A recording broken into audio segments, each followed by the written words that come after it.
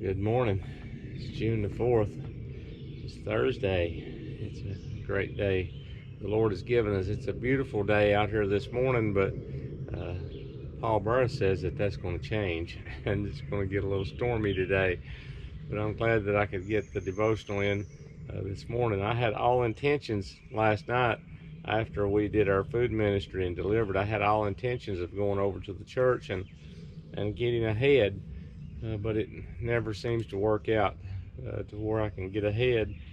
So here we are shooting this morning, and I hope and pray that it blesses your heart, and I hope and pray that you get what God has for us in these devotions.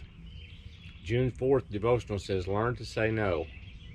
We must get rid of everything that slows us down, especially sin that distracts us. We must run the race that lies ahead of us and never give up. That's Hebrews chapter 12 and verse 1.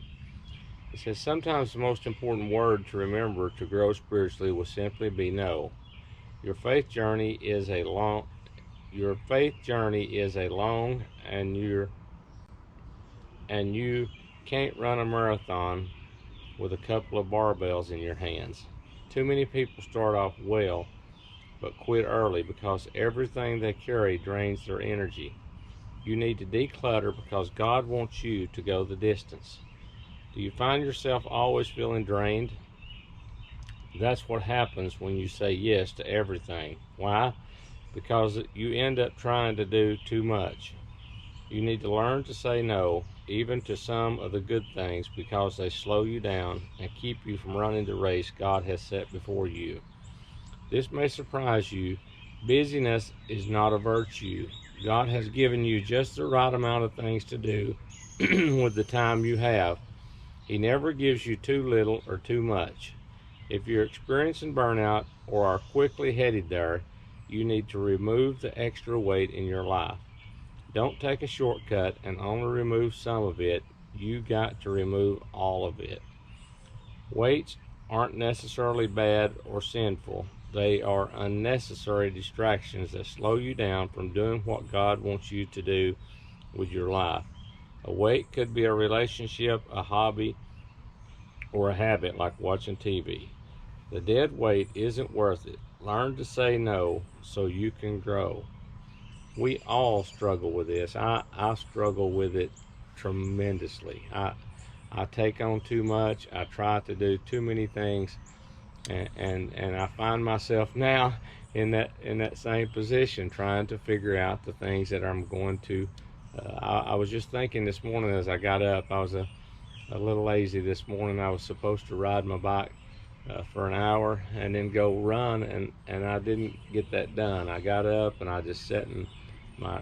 I got up at my normal time. I sat up and drank some coffee and just decided to put that off until this evening when I get off work.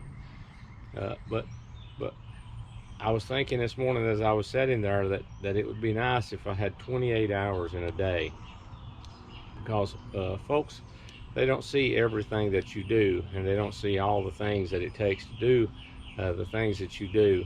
But all of us have to do that, and I have a hard time doing it, but I have to do it. I have to look at my life and the things that I do, and prioritize and declutter.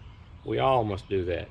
Uh, a I went to a class probably 25 years ago, and it's hard to learn these lessons. Sometimes it takes a while, but they was teaching a class on preventing burnout, and they said that you need, the Bible set it up. God set it up so that we have one day, and the minister that was teaching that class, he said, you need one day for just stuff that don't matter to do, that you just do to relax. And my relaxing is, and people don't see this, but my relaxing is triathlons and training for triathlons. That it gives me a way out. I ride my bike. I don't have to think. I just think about the pain that I'm inflicting on myself, and all the hours that I train is my time to relax, my time to re-energize spiritually, and but each and every one of us have to do that.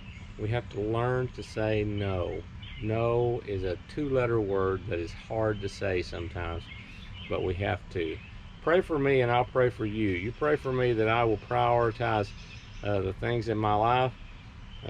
My ministry is extremely important to me, and my church is extremely important to me, and so we need to focus on the important things that God has for us in our life. I hope and pray that you have a good day.